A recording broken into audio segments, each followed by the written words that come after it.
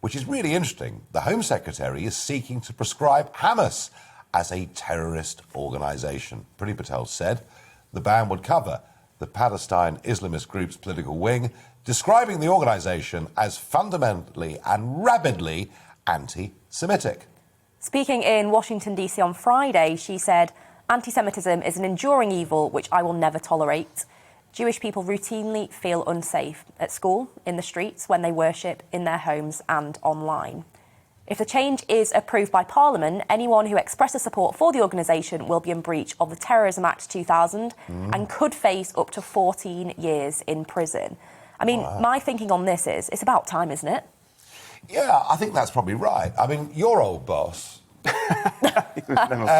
what do you remember of the Labour Party? You gave allegiance to Jeremy Corbyn, you know. Your old boss could be in a bit of trouble here because he calls them friends, doesn't he? Well, he could fall foul of this, and I suspect other people may fall foul of it. Look, I mean, I have absolutely no time for Hamas at all. Or Jeremy Corbyn.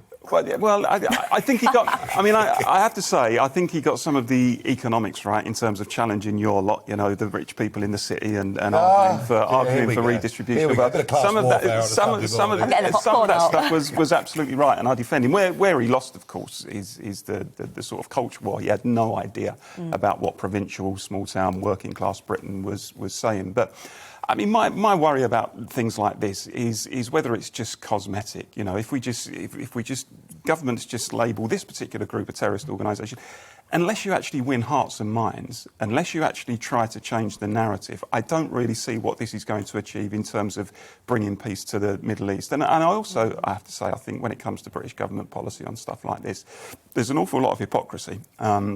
I mean, the British government in recent years has made peace with the IRA. The British government in recent years made peace with Gaddafi in Libya.